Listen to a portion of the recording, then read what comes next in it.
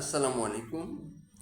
নৈতিক অবক্ষয় বিষয়টি আমাদের সমাজের রন্ধ্রে রন্ধ্রে ছড়িয়ে পড়েছে। ব্যক্তি জীবন থেকে শুরু করে আন্তর্জাতিক পরিমণ্ডল পর্যন্ত এই অবক্ষয়ের করাল গ্রাস আমাদেরকে আষ্টে পৃষ্ঠে নিঃশেষ করার দ্বার প্রান্তে নিয়ে গিয়েছে। আসলে আমরা অনেক ক্ষেত্রে অপরাধকে অপরাধ হিসেবে মনে করি না।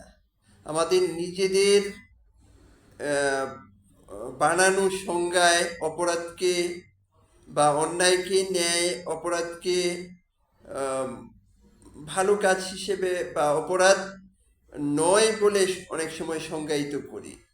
এই নিজস্ব দৃষ্টিভঙ্গি, বিশেষ করে আমাদের কলুষিত দৃষ্টিভঙ্গি নৈতিক অবক্ষয়ের এই বিস্ফোরণের অন্যতম কারণ। আমরা আমাদের যাপিত জীবনে যদি মানুষকে মূল্যায়ন করতে না পারি এবং অন্যের প্রতি আমাদের করণীয়গুলো অথবা অন্যের প্রতি আমাদের দায়বদ্ধতা, সমাজের, রাষ্ট্রের, দেশের, এমনকি পরিবেশের প্রতি আমাদের যে দায়বদ্ধতা বা করণীয়, সে সম্পর্কে যদি আমরা নৈতিকভাবে বলীয়ান না হই, তাহলে আমাদের এই অবক্ষয় কালক্রমে আমাদের নিঃশেষ করে দিবে। বিশেষ করে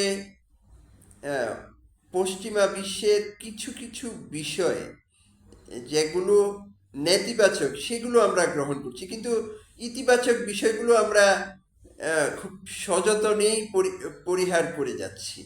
তাদের মধ্যে যে সততা, ন্যায়নিষ্ঠা, কর্তব্যপরায়ণতা এবং সময়ানুবর্তিতা বা দায়িত্ববোধ, সেটি আমরা বর্জন করছি। আমাদের দেশের প্রেক্ষাপটে বলবো যে আমরা সেটিকে সচেতনভাবেই বর্জন করছি।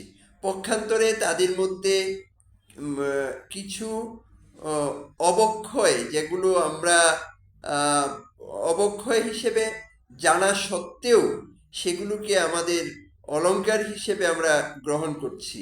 যেমন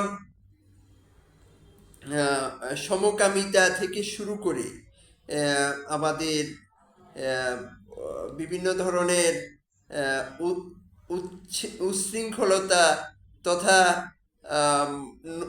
নৈতিক মূল্যবোধ বিরোধী কাজ, যেমন ধর্মহীনতা হোক অথবা মানুষের প্রতি হিংস্র আচরণ। বিশেষ করে পশ্চিমা বিশ্বের কিছু কিছু রাষ্ট্র